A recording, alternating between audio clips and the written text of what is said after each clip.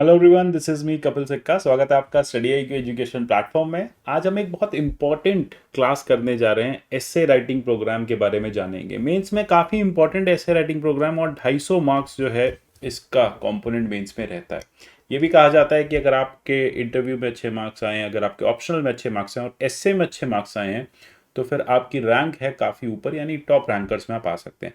In fact अगर आप एस्से और बात करें यहाँ पे ऑप्शनल की, तो ये दोनों ऐसे पेपर हैं जो आपकी रैंक में काफ़ी ज़्यादा चेंजेस ला सकते हैं। आप बहुत लो रैंक से बहुत हाई रैंक की तरफ बढ़ सकते हैं। तो जानेंगे आज इस क्लास में कि आर्ट एंड साइंस क्या होती है एस्से राइटिंग की, एग्जैक्टली एक अच्छा एस्से क्या होता है और यूपीएससी किस तरह का एस्से जो है वो खोजती है।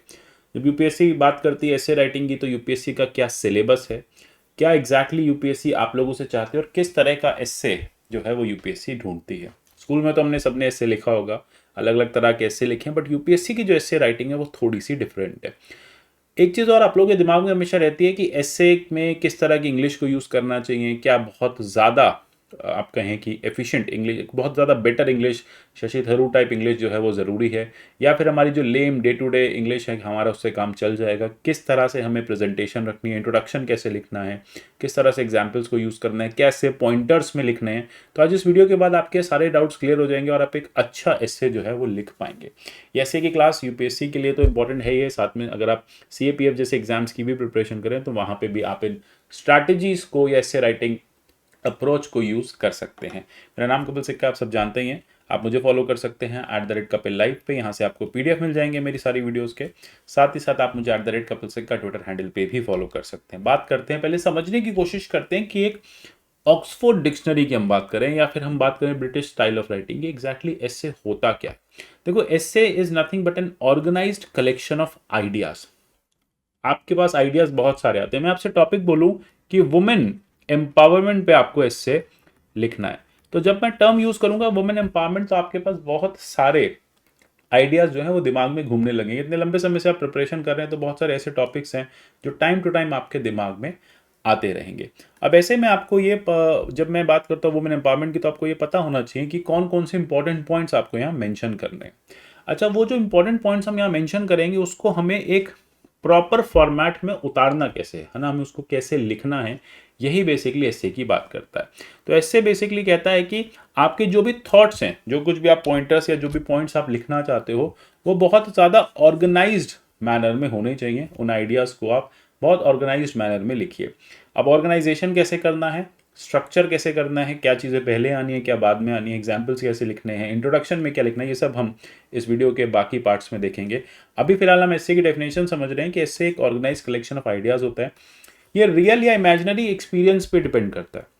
लेटेस्ट से मैंने आपसे कहा टर्म वुमेन एम्पावरमेंट, अभी हमने बात की वुमेन एम्पावरमेंट की, तो अब आपके कुछ रियल एक्सपीरियंसेस होंगे। लेटेस्ट से अगर आप वुमेन हैं या फिर अपने अपने आपने अपने समाज में आसपास वुमेन के बारे में या वुमेन को देखा होगा, जिस तरह से उसकी प्लाइट है वो सब देखा होगा, फील किया होगा, तो आपको पता चल जाएगा कि अच्छा हाँ, वुमेन एम्पावरमेंट अभी सोसाइटी में हुआ नहीं है। तो आप बता सकते हैं कि अपने आसपास से कोई एग्जाम्पल पिक कर सकते हैं, उस एग्जाम्पल को आप प्रेजेंट कर सकते हैं। अपार्ट फ्रॉम दैट, लेटेस्ट से आपको एग्जाम्पल नहीं आ रहा उस टाइम पे, तो आप उसको इमेजिनरी क्रिएट भी कर सकते हैं। यूजुअली इंट्रोडक्शन में आप इस तरह के इमेजिनेशन को यूज कर सकते हैं। साथ ही आपके आउटलुक का एक प्रेजेंटेशन होता है। यूपीएससी क्यों आपसे 1250 शब्दों में एस्से लिखने को कहती है, एस्से जो है 1250 शब्दों में लिखना है। क्यों लिखना है 1250 में? क्योंकि यूपीएससी ये देखना चाहती है कि एक दिए हुए टॉपिक पे आप कितनी होलिस्टिक मैनर में चीज़ों को लिख सकते हैं, कितना होलिस्टिक अप्रोच आप यहाँ पे यूज़ कर सकते हैं। तो exactly organise collection of ideas है, रियल एक्सपीरियंस पे बेस्ड है, इमेजिनरी आइडिया पे बेस्ड है। साथ ही साथ प्रेजेंटेशन है आपके आउटलुक का। अब बात, जैसे मैंने आपसे पहले भी कहा कि यूपीएससी क्यों आपसे एस्से राइटिंग करवाती है, क्या रीज़न है यूपीएससी के एस्से राइटिंग करने का। देखो, सबसे पहली बात है कि वो ये देखना चाहते हैं कि आपकी सब्जेक्टिव एनालिसिस क्या है टॉपिक को लेके, आप कितना मल्टी डायमेंशनल सोच सकते हैं गिवन टॉपिक में। आप एस्से के थ्रू जितनी भी प्रॉब्लम्स हैं, जो भी एस्से में प्रॉब्लम पूछी जा रही है, उसको किस तरह से पर्सनली और क्रिटिकली रिस्पॉन्ड कर सकते हैं। देखो, क्रिटिकली का मतलब ये नहीं है कि क्रिटिसाइज करना है। क्रिटिकली का मतलब ये है कि आप कैसे उस परेशानी को या उस दिए हुए टॉपिक को बैलेंस्ड वे में प्रेजेंट कर सकते हैं, और कितना आपको उस चीज़ का संज्ञान है, कितना उस चीज़ की आपको नॉलेज है। आपके आसपास जो घटनाएं घटित हो रही हैं, जो भी इंसिडेंट्स आपके आसपास हो रहे हैं, whatever incidents are being happening around you, how curious you are to know them and how aware you are about them, यही यूपीएससी है एग्जैक्टली, तभी यूपीएससी का इतना वास्ट सिलेबस भी है।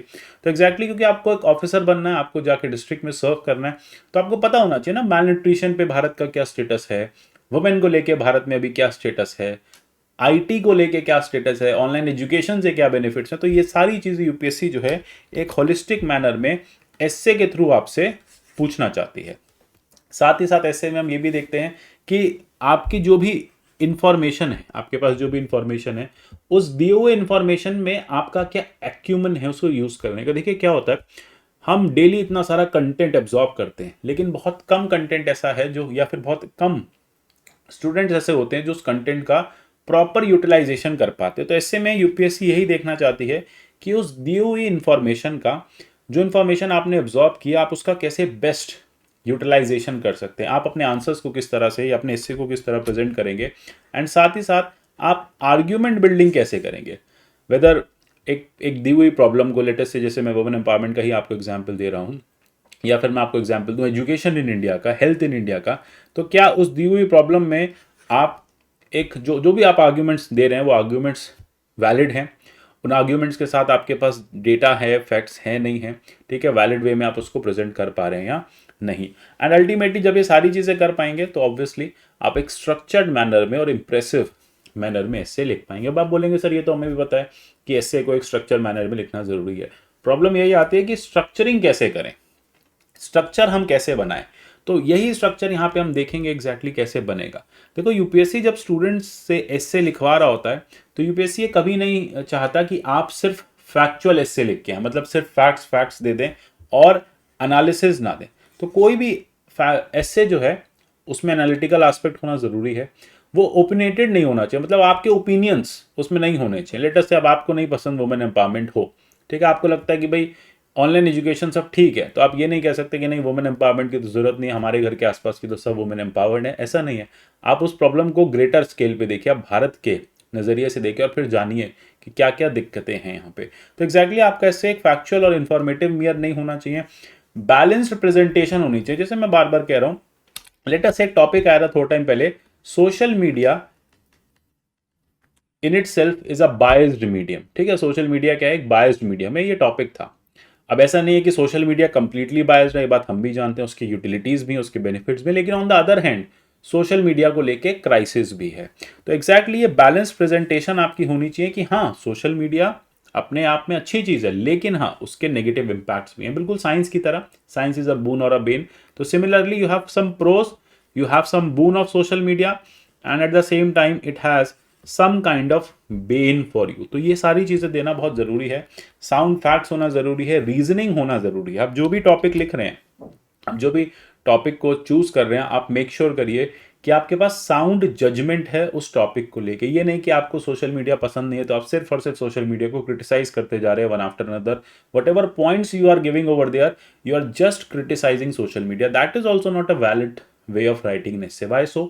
Because as I'm saying, UPSC wants to explore both the sides of the topic. UPSC आपसे दोनों sides explore करने को बोलती है, तभी आप सोशल मीडिया का यूज भी तो करेंगे ना। जब आप डिस्ट्रिक्ट मजिस्ट्रेट बनेंगे तो फिर आप बताएंगे कि किस तरह से आपने सोशल मीडिया का इफेक्टिव यूज किया। जैसे मैं आपको एक एग्जाम्पल दूं, आपको याद होगा कोविड के टाइम में महाराष्ट्र में एक जिला है नंबरदार, अब वहाँ उस एरिया में एक सिटी है नंबरदार। अब वहाँ पे क्या हुआ, आपने नंबरदार में देखा वहाँ के डिस्ट्रिक्ट मजिस्ट्रेट ने कैसे सोशल मीडिया को यूज करते हुए रिसोर्स एलोकेशन कर लिया, कोविड के सारे रिसोर्सेज पहले से ही मौजूद कर लिए, और जब उनके गांव में कोविड स्ट्राइक, उनके डिस्ट्रिक्ट में जब कोविड स्ट्राइक किया तो उसको वो बहुत बेटर और इफेक्टिव वे में फाइट कर पाए। कैसे हुआ, वो पहले से ही सोशल मीडिया के थ्रू लोगों को अवेयर कर रहे थे, लोगों को प्रॉपर जो भी मास्क हैं, जितनी भी ज़रूरी चीज़ें हैं कोविड को लेकर वो सब डिस्ट्रीब्यूट करते आ रहे थे। कोविड किट हुई या फिर मास्क किट हुई, सैनिटाइज़र हुआ, ऑक्सीजन सिलेंडर्स हुए, ऑक्सीजन को उन्होंने पहले से ही हॉस्पिटल्स में पर्याप्त मात्रा में एडिक्वेट नंबर्स में रखवा दिया था। तो एग्जैक्टली कैसे हुआ, सोशल मीडिया के थ्रू उन्होंने एक अवेयरनेस जनरेट की, रिसोर्सेज एलोकेशन किया और रिसोर्स का मॉनिटरिंग भी की, सिर्फ एलोकेशन नहीं की, मॉनिटरिंग और डिस्ट्रीब्यूशन भी किया। तो सोशल मीडिया का तो एक अच्छा एग्जाम्पल भी। ऑन द अदर साइड आप देखेंगे सोशल मीडिया के खराब एग्जाम्पल्स भी हैं। सो अल्टीमेटली दोनों एग्जाम्पल्स अवेलेबल हैं, आपको दोनों ही वहाँ पे बैलेंस्ड वे में लिखना है। और जब आप ये करेंगे तो आपका इससे अपने आप क्रिएटिव लगेगा। जैसे मैंने अब आपको एक एग्जाम्पल दिया, इस तरह के जो जो करंट एग्जाम्पल्स हैं, जो न्यूज़पेपर्स में डेली बेसिस पे आते हैं, जो आप आसपास अपने सोसाइटी में, अपनी सिटी में देखते हैं, उनको आप पिक करिए, उन एग्जाम्पल्स को आप वहाँ पे पुट करिए, तो ऑटोमेटिकली आपका इससे इनोवेटिव लगेगा, it will be creative and it will be novel. देखो स्टूडेंट्स यूजुअली मुझसे आके पूछते हैं कि सर मार्क्स कैसे अवॉर्ड करते हैं यूपीएससी। देखो यूपीएससी का कोई स्टैंडर्ड क्राइटेरिया नहीं है एसए की मार्किंग को लेके। यूपीएससी ये देखती है, फिर जो भी एग्जामिनर आपकी कॉपी वहाँ चेक कर रहे हैं वो ये देखते हैं कि बाकियों ने कैसा एसए लिखा हुआ है। आपको वहाँ रिलेटिव मार्किंग मिलती है, कंपैरिजन होता है। अब आपने लेटेस्ट से सब ने सोशल मीडिया, सब कोचिंग से पढ़ के गए हैं, सब ने कोचिंग के नोट्स उठा के लिख दिए। अब आपने दो ऐसे एग्जाम्पल्स डाल दिए जो करंट लाइफ से हैं। जैसे कोविड का अगर एग्जाम्पल हमें लिखना था हेल्थ केयर में, आपने ऐसा एग्जाम्पल डाल दिया जो आपके आसपास ऐसी कोई घटना हुई है। अब एग्जामिनर को लगेगा नहीं, इसने कुछ एक्स्ट्रा इनपुट दिया, उस एक्स्ट्रा इनपुट के एक्स्ट्रा मार्क्स, और वही एक्स्ट्रा मार्क्स आपको एक्स्ट्रा सेल करवा देंगे। सो एग्जैक्टली यहाँ पे इनोवेटिव, क्रिएटिविटी और नोवेल्टी आपके एस्से में होगी, तो ऑटोमेटिकली आपका एस्से जो है वो काफ़ी बेटर दिखेगा। नेक्स्ट देखेंगे सिलेबस क्या है। देखो सिलेबस के नाम पे यूपीएससी ने सच कुछ बहुत डिटेल मेंशन नहीं किया। अगर आप सोचे कि फिलोसफिकल एस्से पूछा जाएगा, हिस्टोरिकल एस्से पूछा जाएगा, तो ऐसा बिल्कुल नहीं है कि कौन सा एस्से यहाँ पे पूछा जाएगा। सिर्फ 4 लाइन में यहाँ पे सिलेबस मेंशन किया हुआ एस्से का, और उसी के बिहाफ पे यूपीएससी जो है आपसे एस्से पूछती रहती है। हमसे सबसे पहली चीज़ लिखी है, candidates will be expected to keep closely to the subject of the essay. यानी कैंडिडेट्स का जो सबसे ज़्यादा हम ये देखेंगे, चेक करेंगे कि कैंडिडेट जब भी कोई एस्से लिख रहा है तो वो एस्से के सब्जेक्ट के एकदम पास रहना चाहिए। मतलब टॉपिक अगर वुमेन एम्पावरमेंट पे है, टॉपिक सोशल मीडिया पे है, तो ऐसा नहीं कि आप सोशल मीडिया पे टॉपिक लिख रहे हैं और पहले आप पूरा आईटी का युग समझा रहे हैं, आईटी का रिवॉल्यूशन बता रहे हैं, 1950 से लेके 1990 तक की आईटी की रेवोल्यूशन आ रही है, फिर उसके बाद इवोल्यूशन आ रहा है, फिर आप बता रहे हैं सोशल मीडिया। ऐसा बिल्कुल नहीं, डायरेक्टली आपको हिट करना है बुल्सआई, जहाँ पे आपको बताना है कि सोशल मीडिया एग्जैक्टली क्या है और किस तरह से काम करता है। यानी डिकंस्ट्रक्ट करना टॉपिक को राइट मैनर में, और अप्रोप्रिएट आर्ग्यूमेंट्स आपको यहाँ पे पुट करने हैं। Apart from that second thing is to arrange the ideas into orderly fashion. मतलब जिस तरह से हम यहाँ पे बात कर रहे हैं, सोशल मीडिया टॉपिक दिया हुआ है, तो एस्से की स्ट्रक्चरिंग, एस्से का आर्टिकुलेशन बहुत सिंपल होना चाहिए और बहुत सरल होना चाहिए, बहुत स्ट्रेट फॉरवर्ड स्ट्रक्चरिंग होनी चाहिए। सबसे पहले सोशल मीडिया का आप इवोल्यूशन बताएंगे, सोशल मीडिया के आप नॉर्म्स बताएंगे, नुएंसेस बताएंगे, किस तरह से यूज़ किया जाता है, फिर आप बेनिफिट्स बताएंगे, फिर आप उसके अगेंस्ट में लिखेंगे, फिर आप सॉल्यूशंस बताएंगे किस तरह से सोशल मीडिया को और बेटर किया जा सकता है, फिर आप रेगुलेशन अगर गवर्नमेंट कर रही है तो किस तरह से करेगी, क्या क्या चीज़ें उसकी अच्छी हैं, क्या चीज़ें खराब हैं, और फाइनली कंक्लूजन कि सोशल मीडिया से कितना बेनिफिट हम यहाँ पे ले सकते हैं। साइन पोस्टेड नेचर अपने आप आ जाती है जब आप स्ट्रक्चर्ड एस्से लिखते हैं, आर्टिकुलेटेड एस्से लिखते हैं, तो कोहेरेंस आने लग जाती है। कोहेरेंस का मतलब क्या होता है कि जो एक के बाद एक पैराग्राफ्स हैं उसमें इंटरलिंकेज है।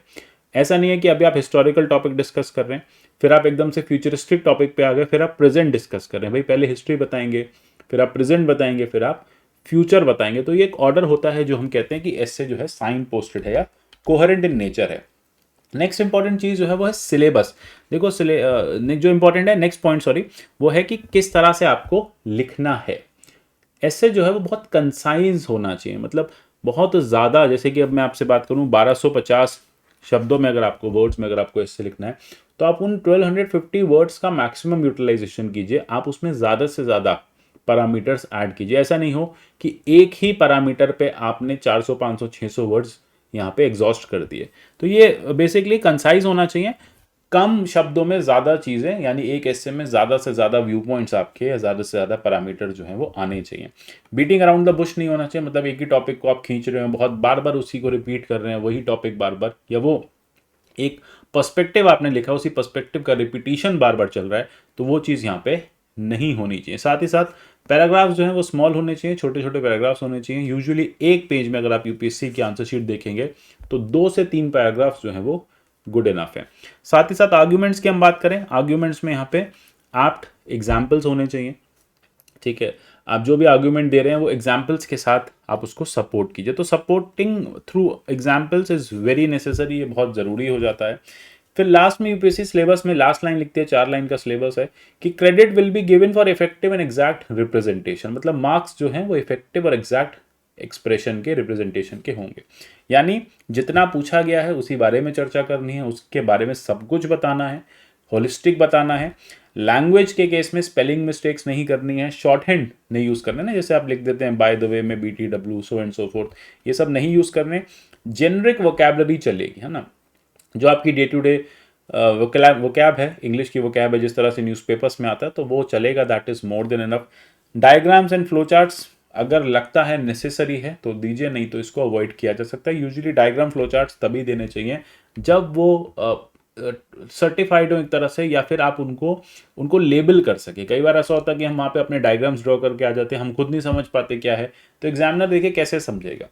एग्जामिनर आपको फ़ोन करके तो पूछेगा नहीं कि आपके पेपर में कन्फ्यूजन है, बताइए क्या लिखा है, तो आपने जो लिख दिया बस वही फाइनल जो गॉस्पेल हो जाएगा, उसी के अकॉर्डिंग आपको मार्क्स मिलेंगे। तो कोशिश देखो ये करो ऐसे लिखने की कि बहुत ही ल्यूसिड मैनर में, ठीक है, बहुत सिंपल मैनर में ऐसे होना चाहिए, आप अपनी बात जो है वो एग्जामिनर तक पहुंचा पाए। अगर आपकी बात एग्जामिनर नहीं समझ पाएगा तो फिर वो आपको मार्क्स नहीं देगा। तो सिंपल सी बात है कि आपको अपने एग्जामिनर के बीच में एक कनेक्ट स्टैब्लिश करना है, और उसी कनेक्शन से आप बेटर मार्क्स जो है वो अचीव कर पाएंगे। अब नेक्स्ट आ जाती है बात, देखो एसए का क्या इंपॉर्टेंस है। टू बी वेरी ओपन, अगर एसए यूपीएससी के सिलेबस में नहीं होता तो हम नहीं पढ़ते, है ना, सिलेबस में पढ़ना पड़ेगा। तो सबसे पहले तो देखो इसकी कुछ टेंजिबल इंपॉर्टेंस है, आपको कुछ एक्स्ट्रा नहीं पढ़ना। स्टूडेंट्स पूछते हैं कि सर बुक क्या खरीदें, एसए के लिए कोई ऐसा बुक मार्केट में वाइबल नहीं है। बुक किताबें बहुत सारी हैं, वाइबल नहीं है, लेने का फायदा नहीं है, क्योंकि देखो एसए रिपीट होता नहीं है। ऐसे सिर्फ और सिर्फ प्रैक्टिस का गेम है, जितना ज़्यादा आप ऐसे राइटिंग करेंगे उतना बेटर आप ऐसे एग्जाम में लिख पाएंगे। साथ ही साथ एक्स्ट्रा सिलेबस कोई नहीं है ऐसे के लिए। अभी जैसे हमने देखा कहीं कोई सिलेबस मेंशन नहीं है, जीएस पेपर 1, जीएस पेपर 2, 3, 4 सबका एक डिटेल सिलेबस है, ऐसे में कोई सिलेबस नहीं है। ऐसे बेसिकली इन्हीं चारों पेपर पे ओवरलैप होता है इसका सिलेबस। तो आपको कुछ एक्स्ट्रा नहीं पढ़ना, जो भी आप अपने जीएस में पढ़ रहे हैं बस उसी को पढ़ते जाइए, सॉलिडिफाई करते जाइए, उन आइडियाज़ को कलेक्ट करते जाइए, और जब एसए में राइटिंग करना हो तो उसको रिप्रेजेंट एंड रिप्रोड्यूस कीजिए। अपार्ट फ्रॉम दैट सबसे बड़ी बात होती है कि मिनिमम एफर्ट्स के साथ आप मैक्सिमम मार्क्स ला सकते हैं। देखिए जीएस पेपर 1 में अगर आपको सिलेबस याद हो तो वहाँ पे हिस्ट्री भी है, ज्योग्राफी भी है, वर्ल्ड हिस्ट्री भी है, सोसाइटी भी है, ठीक है। इतना सब कुछ होने के बाद भी वहाँ पे आपको 110 115 मार्क्स मिलते हैं, इतना वास्ट सिलेबस होने के बाद। देन उसके बाद जीएस पेपर 2 बहुत वास्ट है, एथिक्स बहुत वास्ट है, मैक्सिमम मार्क्स आपको 120 125 मिल जाते हैं, मैं मैक्सिमम बता रहा हूँ। लेकिन ऐसे में अगर आप एवरेज मार्क्स, एवरेज मतलब आप अच्छा ऐसे लिख रहे हैं और एवरेज मार्क्स की भी चेष्टा कर रहे हैं, तब भी 125 तो आपको इजीली मिल जाते हैं। तो ऐसे के लिए यही कहा जाता है कि कम एफर्ट के साथ आप मैक्सिमम मार्क्स मैक्सिमाइजेशन ऐसे में कर सकते हैं। इंटरव्यू कॉल में और रैंक में ऐसे का काफ़ी इंपॉर्टेंट रोल है। ये तो टेंजिबल है। अब इनटेंजिबल क्या है, देखिए सबसे बड़ी बात है, इससे आपको एक होलिस्टिक क्रिटिकल थिंकिंग डेवलप कराता है एक पर्टिकुलर टॉपिक पे।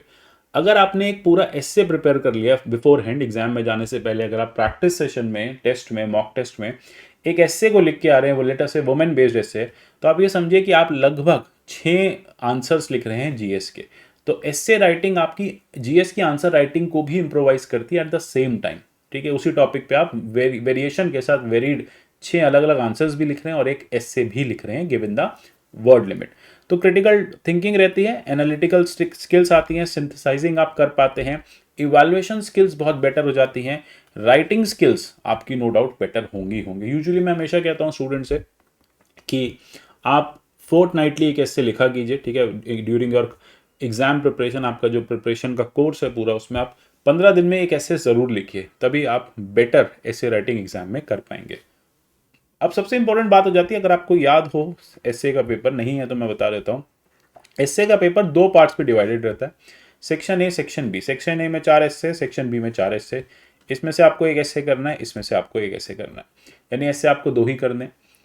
घंटे आपके पास 3 हैं, 3 घंटे में आपको 2 एसए पूरे करने। अब आप टॉपिक्स देखेंगे तो पहले तो क्या होता था कि सेक्शन ए में यूजुअली नॉन फिलोसफिकल टॉपिक्स आते थे, सेक्शन बी में फिलोसफिकल आते थे, या वाइस वर्सा, ए में फिलोसफिकल, बी में नॉन फिलोसफिकल, इस तरह से रहता था। लेकिन लास्ट ईयर का जो पेपर आप देखेंगे उसमें ऑलमोस्ट सारे एस्से, 7 एस्से तो फिलोसफिकल ही थे। अब ऐसे में बहुत चॉइस नहीं बचती आपके पास कि किस एस्से को छोड़ें, किस एस्से को करें, ठीक है। तो फिलोसफिकल एस्सेस की टेक्निक के लिए मैं एक अलग से क्लास लेके आऊँगा। लेकिन यहाँ पे बात आ जाती है कि एस्से को सिलेक्ट किस आधार पे करें, क्या बुनियाद होनी चाहिए, क्या दिमाग में बात होनी चाहिए जिससे हम एस्से को यहाँ पे चूज कर सके। देखो सबसे पहले आपको ये समझना है कि comprehension of the demand of the topic, topic क्या कह रहा है। अगर आप टॉपिक को पढ़ेंगे, जैसे मैंने आपको बताया कि एक टॉपिक आया था, लेटेस्ट सोशल मीडिया का ही टॉपिक देख लेते हैं। Social media is inherently a selfish medium. अगर आप सोशल मीडिया के इवोल्यूशन के बारे में सब जानते हैं, आपके पास डेटा है, फैक्ट्स हैं, कुछ एग्जाम्पल्स हैं, ठीक है। आपको सोशल मीडिया की कॉन्स भी पता है कि अच्छा सोशल मीडिया के ये हार्मफुल इम्पैक्ट हैं। आपको ये भी पता है कि रिसेंटली सोशल मीडिया को रेगुलेट करने के लिए गवर्नमेंट ये सब स्टेप्स ले रही है, इससे ये बेनिफिट होंगे, इससे लॉसेज होंगे। तो आप इस टॉपिक के बारे में सोच सकते हैं, ठीक है। तो इस तरह से आप टॉपिक को डिकंस्ट्रक्ट कर सकते हैं, अलग अलग डायमेंशंस आप यहाँ पे ब्रेक कर सकते हैं, जैसे अभी अभी हमने किए। कोहेरेंस ड्रॉ कर सकते हैं कि भाई पहले सोशल मीडिया का हिस्ट्री दिखाएंगे, फिर प्रेजेंट दिखाएंगे और फिर फ्यूचर दिखाएंगे, क्या क्या चेंजेस होने जरूरी हैं और कैसे एक इफेक्टिव सोशल मीडिया कंट्री के डेवलपमेंट में भी हेल्पफुल होता है। लास्ट में आप क्या करेंगे, कुछ आइसिंग ऑन द केक भी आपके पास होना चाहिए। कोई कोट अगर सोशल मीडिया को लेके है, यूजुअली अगर है तो ठीक है, नहीं है तो आप एनेक्डोट भी कोई लिख सकते हैं इंट्रोडक्शन में। अब एनेक्डोट क्या होता है, एनेक्डोट एक तरह से शॉर्ट स्टोरीज होती हैं जिससे आप इंट्रोड्यूस कर सकते हैं अपने एस्से को, ठीक है। आप अपने एस्से को एनेक्डोट से इंट्रोड्यूस कर सकते हैं। जैसे मैंने यहाँ पे बताया, social media is inherently a selfish media. आप इसमें दो अलग डिफरेंट पर्सपेक्टिव से स्टार्ट कर सकते हैं। एक एनेक्डोट होगा जो सोशल मीडिया के फॉर की बात करेगा, सोशल मीडिया के प्रो की बात करेगा। दूसरा होगा जो सोशल मीडिया के अगेंस्ट की बात करेगा या कौन की बात करेगा। तो ये दोनों आप इंट्रोड्यूस कर सकते हैं with in the introduction only. दो अलग अलग स्टोरीज, एक ऐसी स्टोरी जहां पे सोशल मीडिया का अच्छा यूज किया गया हो, जैसे कोविड की मैंने आपको स्टोरी बताई। एक ऐसी स्टोरी जहां पे सोशल मीडिया का बैड यूसेज हो या फिर बैड प्रेसिडेंट सोशल मीडिया ने सेट किया हो। तो ये दोनों से ही आप एस्से को इंट्रोड्यूस कर सकते हैं। इससे एग्जामिनर को भी ये आइडिया लग जाएगा कि हाँ, आपने क्वेश्चन को सही फॉर्मेट में पकड़ा है और आप अकॉर्डिंगली उसको अब रिप्लाई करने जा रहे हैं। Next thing which we need to understand is planning an essay. एक एस्से को प्लान कैसे करते हैं। प्लानिंग एज यू नो, वहां पे आपके पास 3 घंटे होते हैं, तो पूरे 180 मिनट्स होते हैं। 180 मिनट्स का कैसे बेस्ट यूटिलाइजेशन करना है, क्योंकि आपको 2 एस्से लिखने होते हैं और वो दोनों अब आप देखते हैं काफी डिस्टिंक्ट होते हैं। फिलोसफिकल एस्से आ जाने की वजह से और ज्यादा इश्यूज हो सकते हैं यहाँ पे। तो यहाँ पे हम जो समझेंगे एग्जैक्टली कि ये जो आप 180 मिनट्स का जो ड्यूरेशन है, जो टाइम है, उसका कैसे बेस्ट यूटिलाइजेशन करें।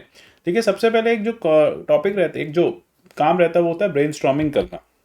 अब किसी भी एस्से का ब्रेनस्टॉर्म करना बहुत नेसेसरी है। रफ शीट आप ड्रॉ करिए, लास्ट में रफ शीट अलग से निकाल लीजिए। अलग से मतलब वहाँ पे आप मार्क करके रखिए कि ये रफ है, और उसमें लेटेस्ट से अगर टॉपिक है यहाँ पे सोशल मीडिया, अब सोशल मीडिया के केस में, या फिर टॉपिक है यहाँ पे हेल्थ, तो हेल्थ के केस में आप ब्रेनस्टॉर्म करिए कौन क्या क्या पॉइंट्स आपके दिमाग में आ रहे हैं। देखिए पॉइंट्स बहुत रेंडम आते हैं दिमाग में, तो उनको वहाँ पे जॉट डाउन करते जाइए, उनको वहाँ पे लिखते जाइए, और फिर अकॉर्डिंगली जब बाद में एस्से राइटिंग करेंगे तो फिर उनको एक स्ट्रक्चर्ड मैनर में आप प्रेजेंट कर सकते हैं। तो 5 से 10 मिनट आप यहाँ पे टॉपिक के सिलेक्शन में दीजिए, फिर उसके बाद आप ब्रेनस्टॉर्मिंग जो है वो नेसेसरी करिए।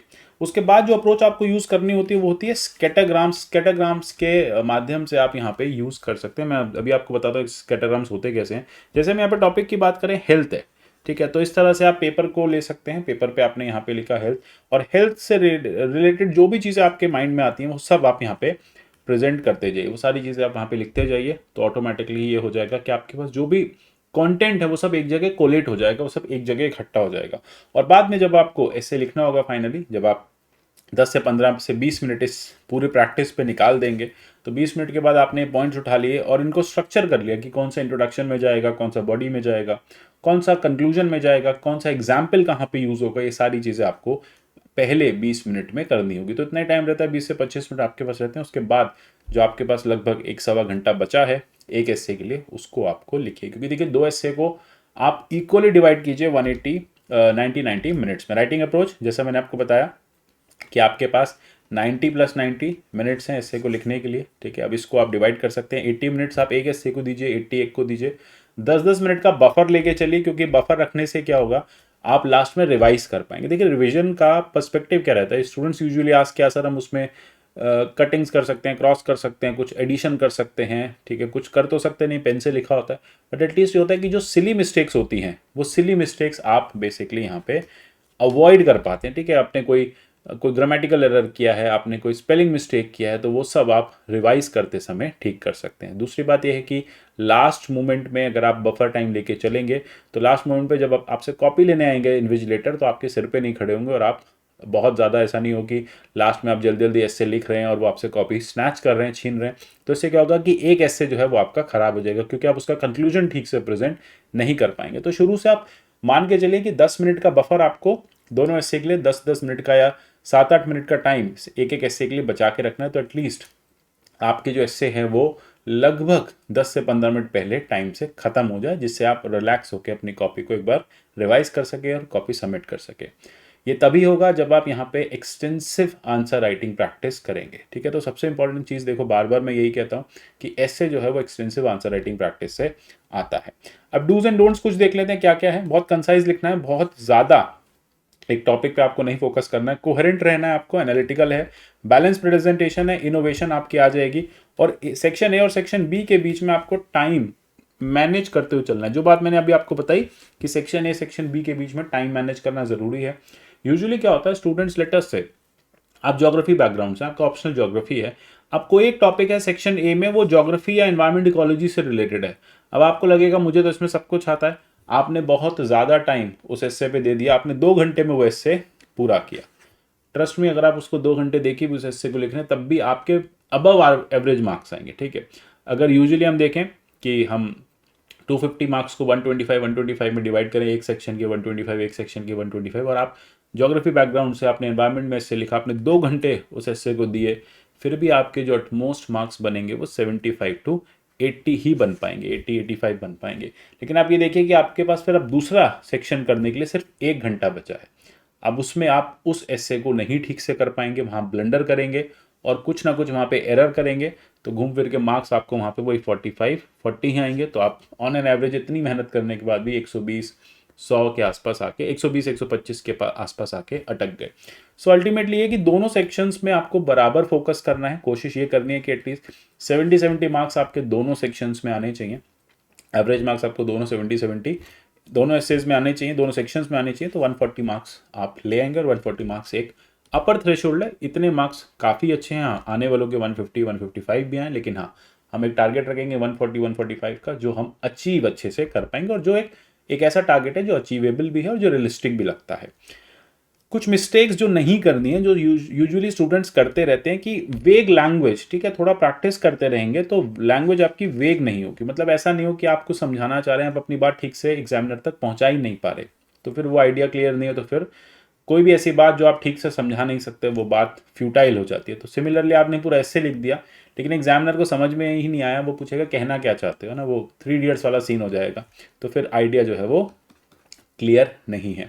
फॉल्टी टोन है, जजमेंटल नहीं होना। देखो, आपके पास अथॉरिटी नहीं है जजमेंटल होने की, आप यूपीएससी लिखने जा रहे हो, एक डोसाइल स्टूडेंट की तरह लिखो, बैलेंस रिप्रेजेंटेशन दो। आप ये नहीं कहिए कि according to me there women empowerment has been achieved, I personally believe that social media is a bad thing. अरे आपके पर्सनल बिलीव रखने से क्या होता है? ठीक है, तो अल्टीमेटली सोशल मीडिया तो गवर्नमेंट भी यूज कर रही है, तो अच्छी चीज होगी। तो फॉल्टी टोन नहीं होना चाहिए, फॉल्टी इंप्रेशन जो है वो नहीं आना चाहिए। आपने जो थॉट्स कंसीव किए हैं वो आप ठीक से पहुंचा पाओ। देखो, ये सारी चीजें कब अवॉइड होंगी, मैं बार बार कहता हूं, essay is the game of writing. जितना ज्यादा आप राइटिंग प्रैक्टिस एस्से की यहाँ घर पे करेंगे, उतना बेटर आप वहां पे फील करेंगे। वो कहते हैं ना, it is better to sweat in peace than to bleed in war. तो आप घर पे मैक्सिमम प्रैक्टिस कीजिए, आपके लिए एग्जाम जो है काफी आसान हो जाएगा। स्ट्रक्चरिंग एकदम ठीक होनी चाहिए आपके लिए, आप रिपीटिशन ना करें। ठीक है, को वही चीज आपने इंट्रोडक्शन में लिखी है, फिर थोड़ी देर बाद वही चीज आप बॉडी में लिख रहे हैं, वही चीज आप सेम सेंटेंस आप कंक्लूजन में लिख रहे हैं, अलग अलग बस सेंटेंस चेंज करके, मीनिंग सबका सेम आ रहा है। तो ये चीज़ आपको नहीं करनी है। थॉट्स एकदम ऑर्गेनाइज होने चाहिए, डेविएटेड नहीं होने चाहिए, और शॉर्ट हैंड और स्पेलिंग मिस्टेक्स तो बिल्कुल नहीं करनी है। ये डोंट्स हैं। यूजुअली क्या चीज़ें ऐसे के लिए नहीं चाहिए, मार्केट में बताया जाता है ऐसे करो वैसे करो, कुछ स्टैंडर्ड टेम्पलेट्स होते हैं। बहुत ज़्यादा हेडिंग ज़रूरी नहीं है। कई स्टूडेंट्स पूछते हैं कि क्या सर हेडिंग ज़रूरी है? देखो, हेडिंग अगर बहुत इनोवेटिव है तो लिखो, बट ये नहीं कि इंट्रोडक्शन की भी हेडिंग बना दी, फिर बॉडी की हेडिंग बना दी, फिर कंक्लूजन की हेडिंग बना दी, बहुत किडिश लगता है। तो आप बेसिकली वैसे ही करिए जैसे एक न्यूज़पेपर का एडिटोरियल आता है। साथ ही साथ डायग्राम्स का यूज़, अगर आपको लगता है कि आप डायग्राम्स जस्टिफाई कर पाते हैं, आपके पास आपने WHO की रिपोर्ट से कोई डायग्राम लिया है, UNDP की रिपोर्ट से, ठीक है, UN वुमेन की रिपोर्ट से कोई डायग्राम लिया, तो आप उसको लिख सकते हैं, वहाँ पे ड्रॉ कर सकते हैं। अदरवाइज आप डायग्राम छोड़ सकते हैं। अच्छा, कंप्लीटिंग द वर्ड लिमिट, ये बड़े स्टूडेंट्स पूछते हैं क्या 1250 वर्ड्स पूरे करने पड़ेंगे? ऐसा बिल्कुल नहीं है, आपको 1250 वर्ड पूरे नहीं करने हैं। आइडिया बस यही है कि आप कोशिश करिए 1150 वर्ड में भी अगर आप ऐसे लिख रहे हैं तो क्वालिटी जो है वो कॉम्प्रोमाइज नहीं हो। देखो, UPSC basically looks for the quality and not the quantity. अगर आप क्वालिटी कॉम्प्रोमाइज करके क्वांटिटी भर रहे हैं तो ये BA MA का एग्जाम नहीं है। ठीक है, तो यहाँ कॉपियां भरने से कुछ नहीं होगा। क्वालिटी ऐसे है, वर्ड लिमिट अगर आपने नहीं रीच की है, आपकी जो वर्ड्स कम है 1250 यूपीएससी कहती है आप 1100 पहुंच पाए हैं तब भी ठीक है, लेकिन क्वालिटी इससे आपका होना चाहिए। तो यूपीएससी यूजुअली वर्ड लिमिट कहती है कि ब्रीच नहीं करो, ऐसा नहीं हो कि आप 1300 1400 वर्ड्स लिख के आ रहे हो। वैसे अब इस चीज़ की गुंजाइश भी नहीं होती क्योंकि पेपर जो है वो प्रिंटेड आता है, आपके पास एक रिक्विजिट स्पेस ही रहता है, बहुत ज़्यादा स्पेस नहीं होता बहुत ज़्यादा लिखने का। फिर शशि थरूर की वोकैबलरी, अब स्टूडेंट्स बहुत सारे वोकैबलरी क्रैम करने में लग जाते हैं, नए नए वर्ड्स सीखने में लग जाते हैं। ऐसे में ऐसी कोई ज़रूरत नहीं है। जो भी आपकी वोकैबलरी है, एक नॉर्मल वोकैबलरी जो डे टू डे यूज़ होती है, जो हम डे टू डे न्यूज़पेपर्स में पढ़ते हैं, अगर वो कैब आपकी है तो वो गुड एनफ है, ठीक है। तो उसके लिए आपको बहुत ज़्यादा टेंशन नहीं लेनी। तो एक बार देख लेते हैं कि क्या एक ऐसे की अच्छी क्वालिटीज़ होती हैं। रेलेवेंट होना चाहिए, कंप्लीट होना चाहिए, कोहेसिव होना चाहिए, ठीक है, उसमें ब्रेक नहीं होना चाहिए, कोहेरेंस आना चाहिए, सस्टेन्ड होना चाहिए, आप जो बातें कर रहे हैं वो एकदम सस्टेन मैनर में चलनी चाहिए, ऑर्गेनाइज होना चाहिए और कंसाइज होना चाहिए, ठीक है। साथ ही साथ साइन पोस्टेड और एक्सप्लेनेटरी, मैंने आपको पहले भी बताया था कि एक्सप्लेनेटरी होना चाहिए, जो टॉपिक मेंशन किया गया उसको इन टोटलिटी आप एक्सप्लेन करके आए। और फ्लुएंसी होनी चाहिए राइटिंग में, मतलब फ्लुएंसी से मतलब ये नहीं कि आप बहुत हाई फाई इंग्लिश होनी है, फ्लुएंसी से मतलब आप जो बातें अपनी लिख रहे हैं वो थॉरोली लिख पा रहे हैं, ठीक है, आप अपने जो आइडियाज है उसको थॉरोली प्रेजेंट कर पा रहे हैं। देन उसके बाद 6 P कहे जाते हैं जो बेस्ट होते हैं एक ऐसे राइटिंग के लिए। 6 Ps अगर आप ये अच्छे से अपनी डे टू डे राइटिंग में उतार लेंगे तो ये इन 6 Ps के चलते आपके एसेज भी अच्छे हो जाएंगे और आपके अदरवाइज जो आप यूपीएससी की मेंस आंसर राइटिंग करते हैं वो भी बेटर हो जाएगी। प्रॉपर सिलेक्शन होना चाहिए सब्जेक्ट का, आपको जिस टॉपिक में सबसे ज़्यादा कॉन्फिडेंस है उसी को उठाओ। उसके बाद प्लानिंग करो, ब्रेनस्टॉर्मिंग के थ्रू प्लानिंग करो। प्रपोर्शन बांट लो कि कितना समय आपको हिस्ट्री पे देना है टॉपिक की, कितना प्रेजेंट नेचर पे देना है, कितना सॉल्यूशंस पे देना है, ठीक है। ऐसा नहीं कि हिस्टोरिकल बैकग्राउंड ही आप लिख रहे हैं 300-400 वर्ड तक, आप सिर्फ हिस्ट्री लिखे जा रहे हैं टॉपिक की, और यूपीएससी जो आपसे पूछ रही है, देखो यूपीएससी आपसे ऐसे पूछ रही है प्रॉब्लम सॉल्विंग अप्रोच के चलते। यूपीएससी को पता है वो प्रॉब्लम है, यूपीएससी भी जानती है उसका हिस्टोरिकल बैकग्राउंड क्या है। यूपीएससी आपसे ये जानना चाहती है कि देखो ये प्रॉब्लम है, इसे सॉल्व कैसे करेंगे। देखो being a district magistrate, being a civil servant, आपकी प्रॉब्लम सॉल्विंग अप्रोच होनी चाहिए लाइफ में, तभी तो आप लोगों की समस्याओं का हल दे पाओगे। तो ये यूपीएससी यहाँ पे देखना चाहती है कि क्या आप में वो प्रॉब्लम सॉल्विंग अप्रोच है। प्रेजेंटेशन एकदम क्रिस्टल क्लियर होनी चाहिए। ऐसे बहुत ल्यूसिड होना चाहिए, ल्यूसिड मतलब सिंपल होना चाहिए। जैसे हम न्यूज़पेपर के एडिटोरियल्स पढ़ते हैं ना, एक बार में समझ में आ जाते हैं, वैसे ही होने चाहिए। देन कन्विंसिंग होना चाहिए, परसुएसिव होना चाहिए। अगर आप ये कह रहे हैं कि नहीं सोशल मीडिया खराब है तो आपके पास एग्जाम्पल्स होने चाहिए क्यों खराब है, और अच्छा है तो क्यों है। आप कन्विंस करने गए हैं वहां पे एग्जामिनर को, आपको कन्विंस करके आना है। आप खुद में कंफ्यूज नहीं हो कि एक तरफ कह रहे हैं कि नहीं हाँ ठीक भी कह सकते हैं सोशल मीडिया पर, खराब भी कह सकते हैं, कई जगह ठीक हो जाता है कई जगह खराब हो जाता है। तो इस तरह से प्रेजेंटेशन जो है वो बहुत कंफ्यूजिंग पर्सनालिटी को दर्शाती है। आपको वहां पे कन्विंसिंग पर्सनालिटी के हिसाब से आंसर लिखना है, जिससे यूपीएससी को लगे कि हाँ ये राइट पर्सन है, राइट कैंडिडेट है इन सर्विसेज के लिए। अपने आप को प्रूव करना है, अपने आप को आपको बताना है यूपीएससी को। तो सिमिलरली ये 6 P अगर आप राइटिंग के उतार लेंगे अपनी मेंस राइटिंग में, ऐसे राइटिंग में, तो आपके एसेस काफ़ी ज़्यादा बेटर हो पाएंगे।